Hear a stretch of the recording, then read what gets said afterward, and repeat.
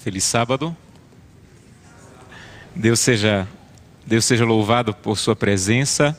Deus seja louvado por mais uma vez você vir à casa do Senhor adorá-lo e permitir que Deus, de maneira muito clara e poderosa, fale ao seu coração. Um feliz sábado também a todos que estão nos acompanhando pela internet, que a palavra de Deus de maneira clara e poderosa também alcance o seu coração onde você estiver. Durante esse mês, os pastores da igreja estarão desenvolvendo vários momentos no sábado, uma série de sermões no sábado sobre adoração. Eu estou começando hoje, o pastor Jim vai continuar. Vou dividir o sermão de hoje no próximo sábado, e o pastor Jim vai continuar nos outros sábados.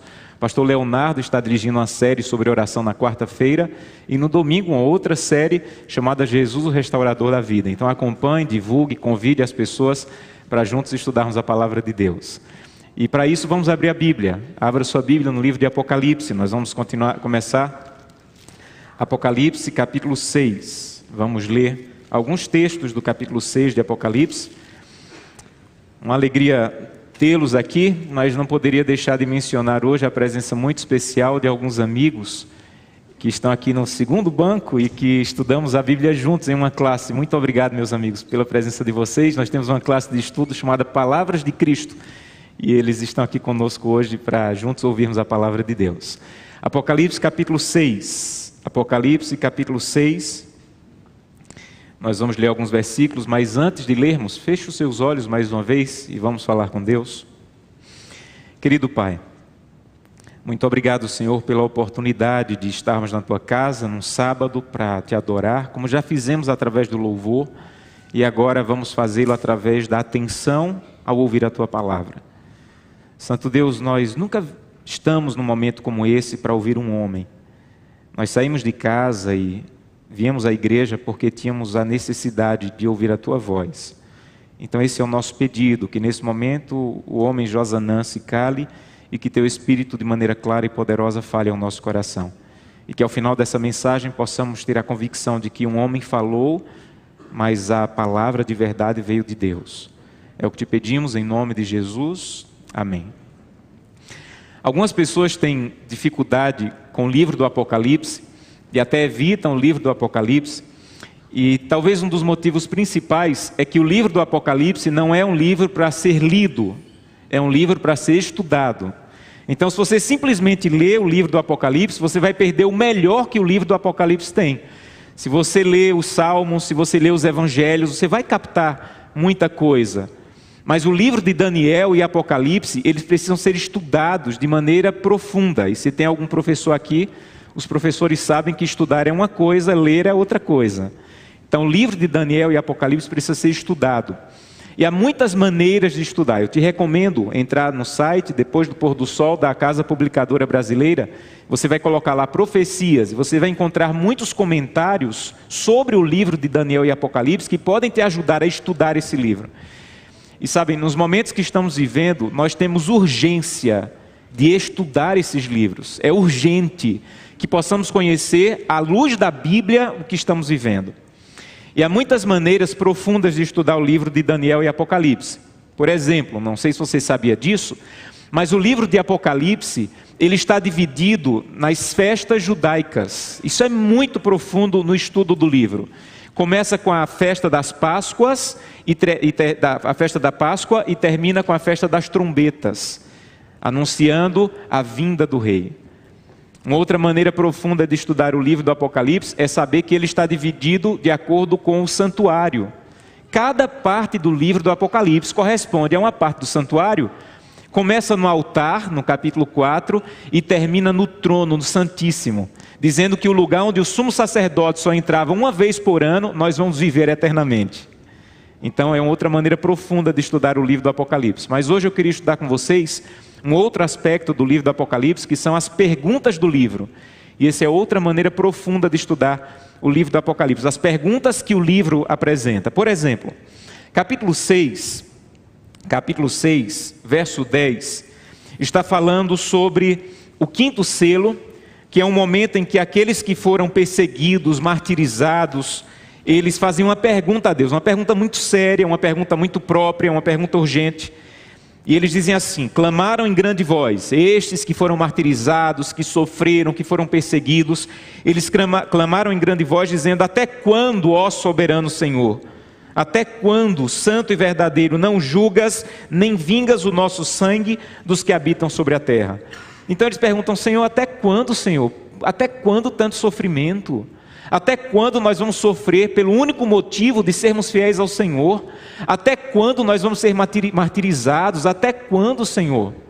E sabe o que é o curioso e profundo das perguntas do livro do Apocalipse? É que elas não têm a resposta imediata. A pergunta é séria: Senhor, até quando? E se você continuar lendo, você vai perceber que a resposta não está aí. Simplesmente ela não aparece aí. Por exemplo, capítulo 6 ainda, verso 17. Porque chegou o grande dia da ira deles. Aqui está falando do dia em que Jesus Cristo, que é o Cordeiro, vai destruir o mal. E esse dia é chamado de o dia da ira do Cordeiro. Aquele Cordeiro que é cheio de graça, vai ter também um momento da ira daqueles que rejeitaram a graça. E a pergunta é: chegou o grande dia da ira deles, e quem poderá suster-se? Cadê a resposta? Não tem. E isso é o profundo das perguntas do livro do Apocalipse. Ele tem perguntas muito sérias, e as respostas não aparecem aqui. Não é que não tem resposta, existem respostas no livro. O que acontece é que o livro do Apocalipse foi escrito de uma maneira que a pergunta aparece em um capítulo e a resposta aparece em outro capítulo. Então não é que a pergunta não tenha respostas, as perguntas têm respostas, mas a resposta não aparece no mesmo capítulo da pergunta. As respostas da pergunta do capítulo 6, elas só vão aparecer no capítulo 14. Então o capítulo 14 é a resposta das perguntas do capítulo 6. Um outro exemplo, o capítulo 13, vá para o capítulo 13. Um dos capítulos mais profundos do livro do Apocalipse é o capítulo 13. É o capítulo em que o dragão se une com a besta do mar e a besta da terra, que são poderes que pisam o povo de Deus, que pisam a verdade, que perseguem, que fazem mal, que destroem. E aí no momento em que parece que o mal está vencendo, aparece uma pergunta muito séria no livro, capítulo 13, verso 4. E adoraram o dragão, porque deu a sua autoridade à besta, também adoraram a besta, dizendo: quem é semelhante à besta? E quem pode vencê-la? Ou quem pode lutar contra ela? Isso aqui é uma pergunta crucial do livro, porque o capítulo parece que o dragão está vencendo, e o dragão pisa, o dragão persegue, o dragão ataca, o dragão destrói, e o povo de Deus pergunta: Senhor, parece que o mal está vencendo, Senhor, quem vai poder vencer tanto mal, tanta impiedade? Esse é o capítulo da aparente vitória do dragão. E se nós olharmos para o que estamos vivendo, não sei se você tem essa impressão, mas não parece que o dragão está vencendo, não parece que o mal está vencendo? Quando você olha para tanta coisa que está acontecendo, a impressão que tem é que o mal está vencendo. Uma das atribuições que eu tenho no escritório aqui da divisão, eu acompanho os pedidos de oração que chegam nos canais da igreja, eu recebo e distribuo para grupos de oração que vão orar por eles. E sabe, às vezes eu me emociono lendo aqueles pedidos. Esses dias nós recebemos um pedido de uma senhora que havia perdido o esposo e 2 filhos. Existe coisa mais dramática do que uma pessoa, numa família só, em menos de 6 meses, perder 3 pessoas? Recebemos pedidos de pessoas que disseram: pastor, por favor, ora. As 3 pessoas aqui de casa estão desempregadas. Pastor, ora, meu filho se suicidou. Pastor, eu tenho 2 filhos, os 2 estão nas drogas. Pastor, meu casamento acabou, estou entrando em divórcio.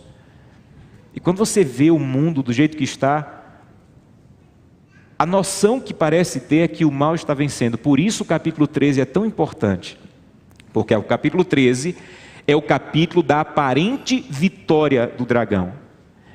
Mas a questão é que é apenas aparente vitória. Apenas aparente vitória. Porque a pergunta do capítulo 13, quem poderá vencer o mal e o dragão, ela é respondida no livro do Apocalipse. A questão é, a resposta não está no capítulo 13, a resposta só está no capítulo 17. Então o capítulo 13 não tem resposta, o capítulo 14 não tem resposta, o capítulo 15 não aparece a resposta, o capítulo 16 não aparece, a resposta só vai aparecer no capítulo 17. A pergunta que você deve estar fazendo é: por que desse jeito? Por que o livro do Apocalipse foi escrito desse jeito? Deixa eu te explicar. O livro do Apocalipse foi escrito desse jeito porque nossa vida é desse jeito. Você chora hoje, você clama hoje, você questiona hoje, e você não tem respostas. E parece que o céu é de bronze, que não tem resposta, e que Deus não está atuando, e que Deus não se preocupa. Porque a vida cristã é desse jeito. Você questiona em um capítulo, e a resposta não vem no mesmo capítulo do teu questionamento. Você chora num dia, e as tuas lágrimas não são enxutas no mesmo dia que você chora. Então o livro do Apocalipse foi escrito para Deus dizer: eu não vou te enganar sobre o que é a vida cristã, eu não vou te enganar. Eu não vou te garantir que no dia dos teus questionamentos você também vai ter a resposta. Eu não vou te enganar dizendo que no dia da tua batalha também vai ter a vitória. A batalha é num dia, a vitória só é em outro dia.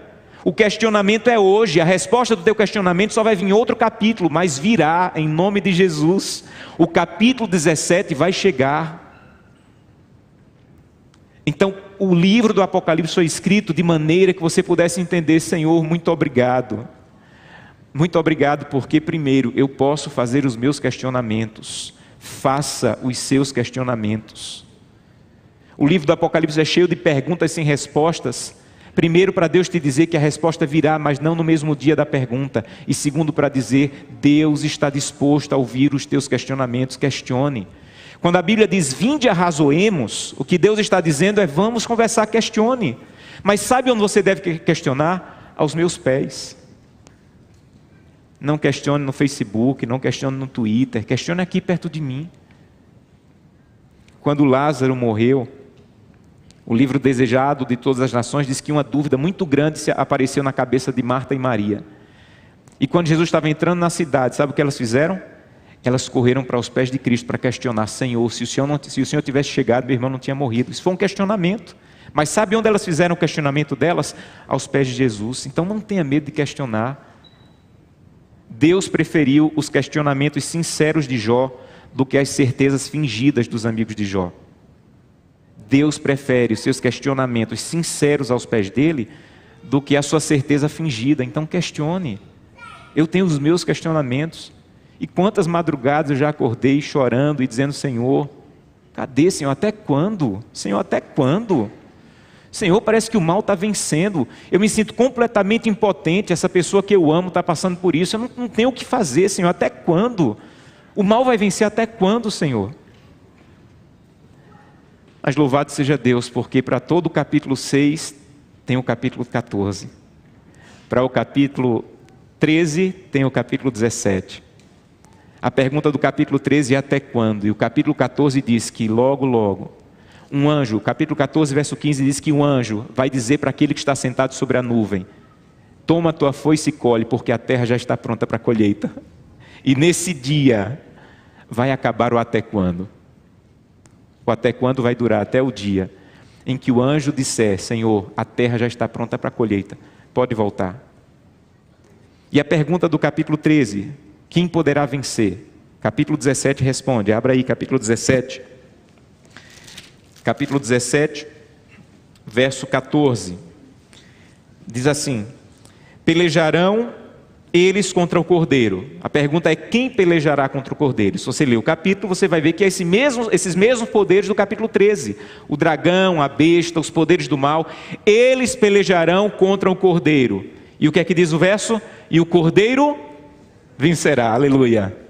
Oh, meus amigos, se o livro do Apocalipse terminasse aqui, nós teríamos o suficiente para continuar. Se o último versículo do Apocalipse dissesse assim: o Cordeiro vencerá, ponto, acabou o Apocalipse, nós teríamos o suficiente para seguir. O Cordeiro vencerá. O Cordeiro vencerá. O que é que você diz? O Cordeiro vencerá o cemitério. O Cordeiro vencerá o divórcio. O Cordeiro vencerá a morte. O Cordeiro vencerá a depressão. O Cordeiro vencerá a saudade. O Cordeiro vencerá o desemprego. O Cordeiro vencerá as lágrimas. O Cordeiro vencerá. A questão é que você ainda está no capítulo 13. Em nome de Jesus, não desista, porque o capítulo 17 virá. O Cordeiro vai vencer. Eu gosto muito de uma história que eu ouvi há um tempo atrás. de um garotinho que estava lendo um gibi, e ele era o gibi do super-herói que ele mais gostava, e o super-herói dele só apanhava, só apanhava, só apanhava, só apanhava, e ele não aguentava mais. E ele abriu, lendo o super-herói apanhando, apanhando, ele não aguentou, botou o dedinho lá no meio do gibi, e correu lá para o final da história, lá para a última página. E lá na última página ele viu que o vilão era derrotado e que o herói vencia. Aí ele sorriu, voltou para onde estava o dedinho marcado, olhou bem na cara do vilão e disse assim: você não sabe o que eu sei. No final você perde. Quem ganha é o meu herói.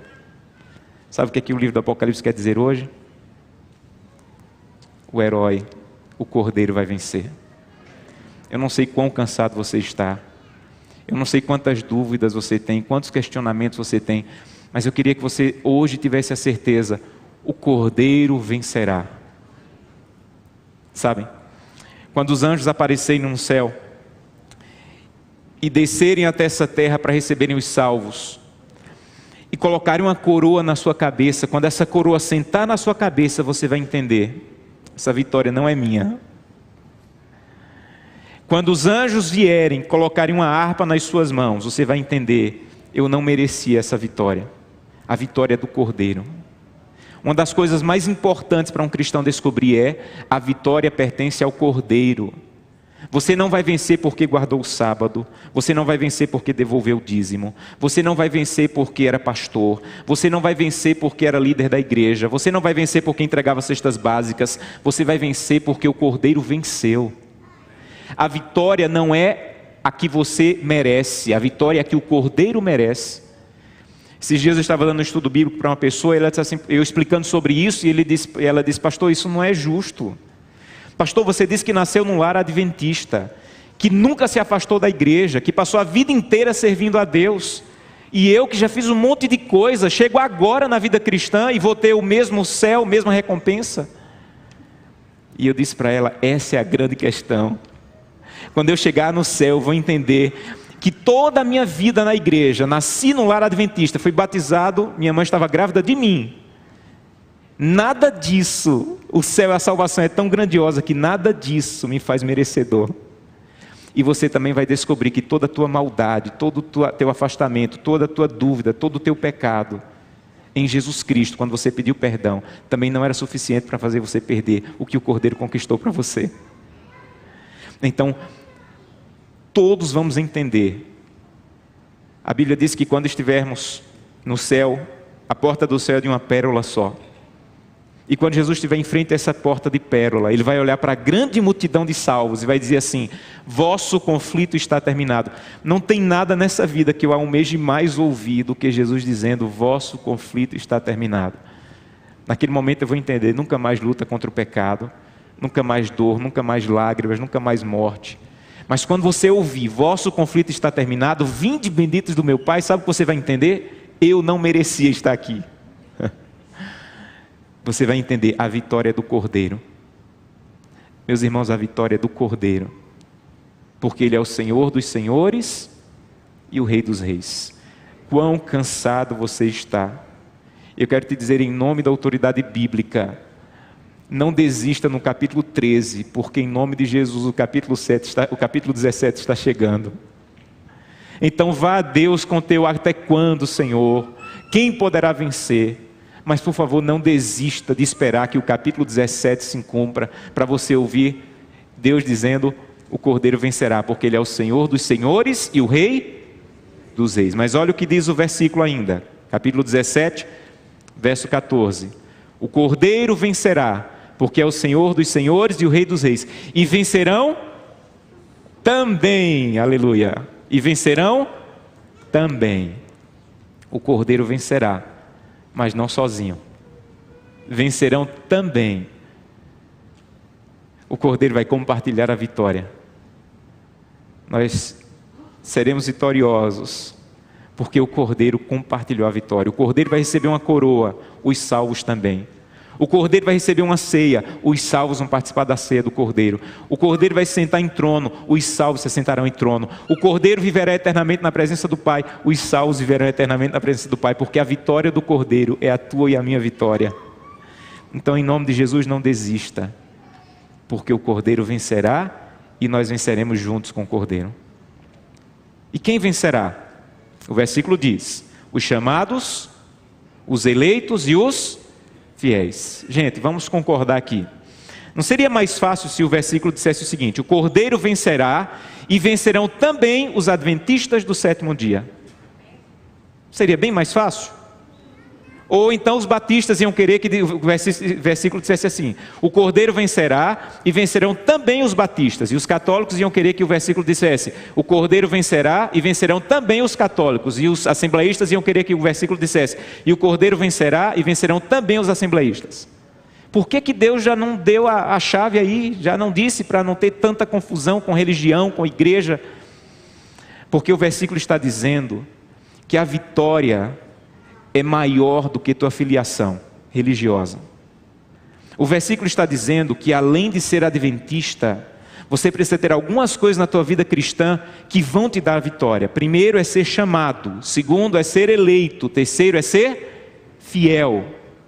E você precisa entender isso, porque isso é mais do que simplesmente ser batista, católico, adventista ou qualquer outra religião. Chamado é o que aconteceu na cruz do Calvário, quando Jesus disse: está consumado. Quando Jesus disse está consumado, aquilo na verdade era um chamado. Ele estava dizendo: desde Adão até o último ser humano que viver nessa terra, eu estou chamando vocês. O chamado, meus amigos, é universal. O chamado não respeita etnia, cor, raça, classe social. O chamado, ele é para todos. Todos foram chamados quando Jesus disse está consumado. A pergunta é: por que nem todos serão salvos? Se todos foram chamados, se o chamado é universal, por que nem todos serão salvos? Porque a aceitação do chamado é a eleição. A Bíblia fala a mesma coisa em Apocalipse 3:20, quando diz assim: eis que estou à porta e bato. Isso é o chamado, está na porta de todos, convidando todos. Agora, se você ouvir a minha voz e abrir a porta, o que é que eu vou fazer? Vou entrar. Isso é eleição. Estamos estudando isso na lição da escola sabatina. Por que muitos, apesar de terem sido chamados, não serão salvos? Porque não aceitaram o chamado. A eleição é a aceitação do chamado. Então essa manhã Deus está dizendo para você: eu estou batendo, estou chamando. Se você me aceita como teu Salvador e quer viver ao meu lado, você está sendo eleito. Mas não adianta apenas ser chamado e eleito. Você tem que viver como eleito. E isso a Bíblia diz que é fiel. A fidelidade é o estilo de vida do eleito. Então, se você foi chamado e você foi eleito, sabe como você pode ter certeza de que você foi chamado e foi eleito? Se você tem uma vida fiel, de obedecer à vontade de Deus, de guardar os seus mandamentos. Estamos estudando também isso na lição da escola sabatina. Por que alguns israelitas, apesar de terem sido chamados e eleitos, não permaneceram? Porque não viveram em fidelidade de acordo com a palavra de Deus, a entrega diária a Deus, e chegaram a rejeitar o Messias. Então, o chamado e a eleição tem que ter como resultado a transformação de vida, a transformação do caráter. Isso é uma vida de fidelidade. Então a pergunta essa manhã é: eu quero ser vitorioso com o Cordeiro? Eu quero, Senhor. Então você tem que dizer: Santo Deus, eu aceito o teu chamado. Eu quero ser eleito porque aceitei o chamado. E eu quero viver como eleito. Sabe como um eleito vive? Um eleito vive sendo fiel a Deus nos dízimos e ofertas. Um eleito vive guardando o sábado. Um eleito vive sendo fiel à esposa. Um eleito vive cuidando do corpo, sabendo que o corpo é o templo do Espírito Santo. Então a vida de fidelidade é uma resposta. E alguns perguntam assim: pastor, e por que não tem sábado claramente descrito no livro do Apocalipse? Por que não tem claramente dízimo e oferta descrito no livro do Apocalipse? Eu queria que você guardasse isso aqui. Nós vamos ampliar um pouquinho isso no sermão do próximo sábado. O livro do Apocalipse está falando da fidelidade dos últimos dias. E a fidelidade dos últimos dias, ela é mais profunda e ampla do que qualquer fidelidade na história. Deixa eu te explicar. Hoje, você deve guardar o sábado de pôr do sol a pôr do sol. Mas o livro do Apocalipse diz que perto do fim, Os poderes do mal se levantarão para se opor à vontade de Deus, e um decreto sairá para proibir a guarda do sábado. Nesse momento, perto do tempo do fim, a fidelidade a Deus não vai ser só em relação a guardar sábado de pôr do sol a pôr do sol. Vai ser a entregar a própria vida por essa verdade. Então, a guarda do sábado, quanto mais perto estivermos do fim, mais profunda ela vai ser. E como é que eu sei se eu vou estar fiel nesse momento? Você já tem como saber hoje. Como assim, pastor? Se você não guarda o sábado hoje, sendo livre para guardar, eu duvido que você guarde se um dia for proibido guardar. Então, o que nós estamos vivendo hoje é um preparo para o que nos espera perto da volta de Cristo. Por isso que eu tenho que andar tão próximo do Cordeiro, para que eu possa viver uma vida de fidelidade ao Cordeiro. Alguns pensam que o sábado é o teto da minha fidelidade. Se eu guardar o sábado, eu estou no teto. Meus irmãos, o sábado é o piso da fidelidade. O sábado é um dia para você celebrar um Deus que você passou a semana com Ele. Se você não passou a semana com Deus, você vem para o sábado e Deus é capaz de dizer, como disse em Isaías e Malaquias: eu estou cansado dos sábados que vocês guardam. Não é que eu não queira o sábado, é porque você vem para o sábado depois de ter passado a semana inteira longe de mim. Então o sábado deveria ser o piso da nossa fidelidade e não o teto da fidelidade. Você deveria entender que há mais horas sagradas na tua semana do que o sábado. É verdade. O horário do culto familiar deveria ser sagrado para você. O horário da sua devoção pessoal deveria ser sagrado diariamente. Nenhuma live, nenhum programa religioso, nenhum sermão, nada deveria ocupar o lugar do teu horário de comunhão diária. Se segunda-feira à noite aparecer alguém querendo estudar a Bíblia com você, transforme a segunda-feira à noite num horário sagrado. E venha para o sábado celebrar um Deus que você passou horas sagradas com Ele ao longo da semana. Por isso que a Bíblia não diz assim no livro do Apocalipse: olha, é só o sábado, porque a Bíblia diz assim: é tudo. É isso que o livro do Apocalipse quer te ensinar. Quer vencer com o Cordeiro? Então se aproxime tanto do Cordeiro ao ponto de viver uma vida de fidelidade, uma vida de compromisso. Eu louvo a Deus porque algumas pessoas já estão entendendo isso. Já estão entendendo que apesar dos momentos difíceis que estamos vivendo, eu preciso viver uma vida de inteira e completa fidelidade, andando com o Cordeiro. Alguns meses eu tive a oportunidade de pregar em um estado aqui do Brasil e conheci uma família que me marcou profundamente. Profundamente. Eles têm mais de 70 lojas de imóveis espalhadas no estado. E ele estabeleceu uma regra nas lojas dele. A regra é a seguinte: nenhuma loja pode abrir sem ter um culto. Nenhuma loja. As 70 lojas, na hora que abre, antes de atender o público, eles têm um culto. Quando eu entrei na loja, tinha lá uma mesinha com Bíblia, meditação e lição da escola sabatina. E ele me contou que um dia estava viajando com a esposa da cidade que ele mora para visitar uma outra loja em outra cidade. E no percurso ele percebeu que ia passar em uma cidade exatamente na hora do culto. O pessoal daquela loja, naquela cidade, não estava esperando ele e a esposa, mas ele disse para a esposa: olha, vamos passar exatamente na hora do culto, vamos entrar para fazer o culto com eles. E quando eles entraram, a loja já estava aberta, já tinha gente sendo atendida. E ele perguntou para o gerente: vocês chegaram mais cedo hoje, fizeram o culto antes? E o gerente disse: não, é que a pessoa que traz a chave chegou atrasada e a gente não deu tempo de fazer o culto, já atendemos. Ele disse: então fecha as portas e vamos fazer o culto.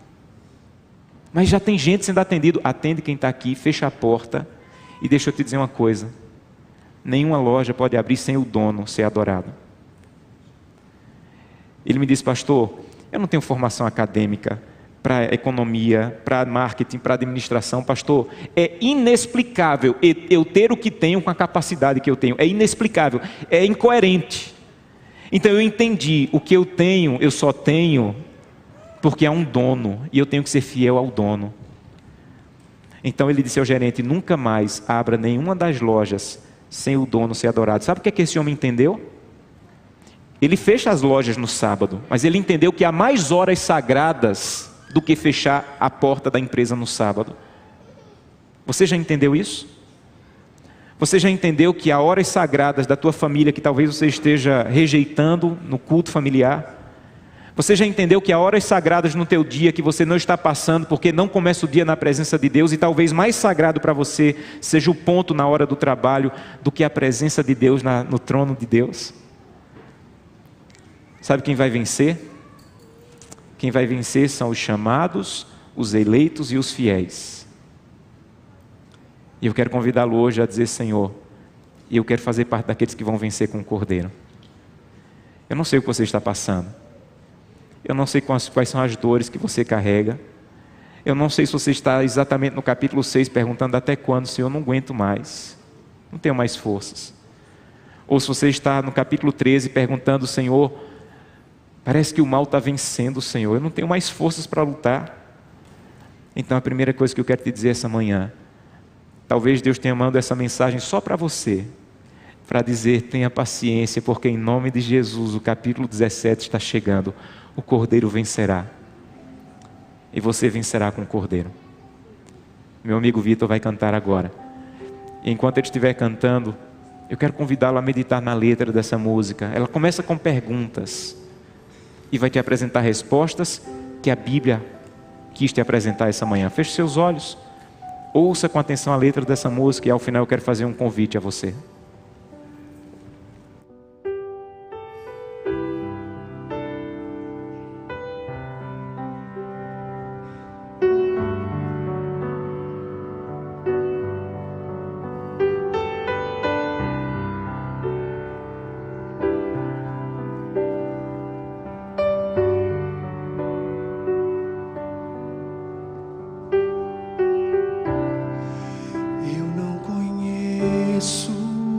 Seu coração,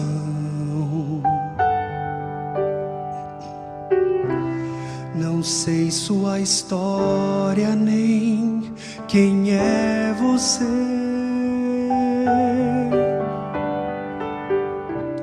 nem mesmo eu sei dizer qual é sua dor. Mas ouça agora, por favor. O Pai sabe tudo que guardado em seu peito está, e quer acolher você, se agora o aceitar. Escute a sua voz que soa no coração. Agora é a hora, vem e entregue-se a esse amor.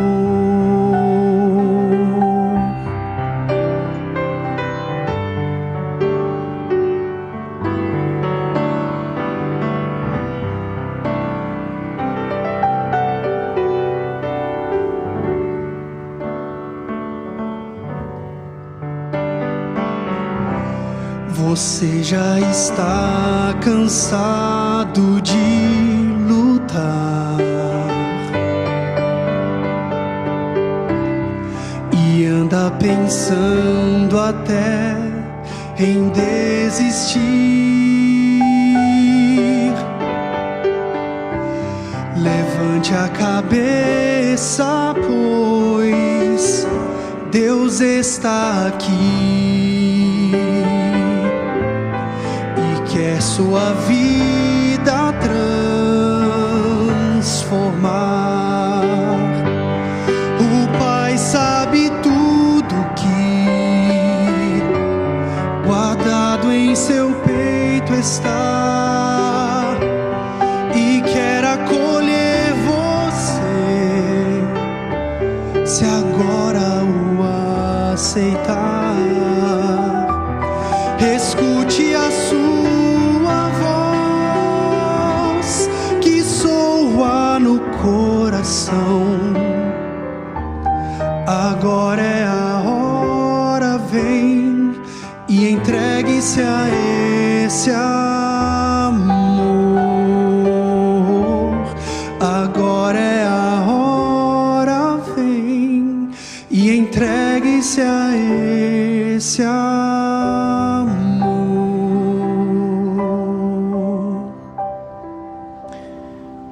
Eu tenho 2 convites a fazer essa manhã. Muito obrigado, amigos. O primeiro é para aquela pessoa que está se preparando para ser batizada e quer dizer: Senhor, eu quero entregar, mas eu quero começar entregando a minha vida. Não há nada mais valioso que Deus queira receber do que a vida de alguém que está se preparando para um dia publicamente declarar: eu quero me entregar ao Cordeiro através do batismo, porque eu quero vencer com o Cordeiro. Eu gostaria de não terminar esse sermão sem orar por você, e queria convidá-lo a se colocar em pé, onde você estiver. Aqueles que querem um dia ser batizados, Deus seja louvado. Há mais alguém que está se preparando para um dia tomar essa decisão? Deus seja louvado. Deus abençoe vocês. Amém. Deus abençoe vocês. Sabe, quando a gente pede que alguém se coloque em pé, não é para as pessoas verem, não é para as pessoas notarem, é para que Deus veja que você não queria guardar com você o que você sentiu na mensagem. Então, se colocar em pé é uma maneira de dizer assim: olha, Deus, não importa quem está vendo, o que eu quero é que o Senhor veja a minha decisão. E eu quero orar por você. Há mais alguém que gostaria de se colocar em pé e dizer: eu quero um dia ser batizado, eu quero entregar a vida nas mãos do Senhor, ou quero ser rebatizado, quero voltar, me afastei, quero voltar para os braços de Cristo. Deus seja louvado. Mais alguém? Quero orar por vocês. Deus seja louvado por sua decisão. Amém. Vou pedir que Deus te dê um abraço bem forte nesse momento, te dando a certeza que essa é a melhor decisão que alguém poderia tomar na vida, a decisão de entregar a vida publicamente a Jesus. Então, se esse é o seu desejo, coloque-se em pé. Eu quero orar por você, quero pedir essa bênção para a sua vida. Amém. Deus seja louvado. Segundo convite. Amém. Amém. Segundo convite. Aqueles que estão passando por dores, lutas, estão fazendo as perguntas do capítulo 6, Senhor, até quando, Senhor? Ou estão fazendo as perguntas do capítulo 13, Senhor, parece que o mal está vencendo, Senhor. E querem dizer: Santo Deus, por favor, me fortalece para eu esperar as respostas do capítulo 14 e do capítulo 17. Eu estou cansado, mas com a Tua força, a Tua ajuda, eu vou conseguir esperar. Eu vou esperar a resposta de que o Cordeiro vencerá e que eu vencerei com Ele. Então, se você está passando por um momento de dor, de lágrimas, eu queria que você se colocasse em pé também. Eu quero orar por você. Não é um convite para todos, mas para aqueles que querem apresentar alguma necessidade especial a Deus e que querem dizer: Santo Deus, estou passando por um momento que eu preciso esperar, mas não é fácil, mas eu quero aguardar. Deus seja louvado. Oremos. Querido Pai, eu não sei o que cada pessoa está passando, mas eu sei que o Teu Santo Espírito está passando agora entre os bancos. Eu não sei o que eles estão enfrentando, mas quem sabe o que eles estão enfrentando está agora do lado dele, dizendo: meu filho, você não conhece esse homem, não faz ideia de quem ele é, mas eu tinha uma mensagem para você essa manhã, e eu usei esse instrumento aí, mas era a minha palavra dizendo para você: não desista. Está duro enfrentar esse casamento, não desista.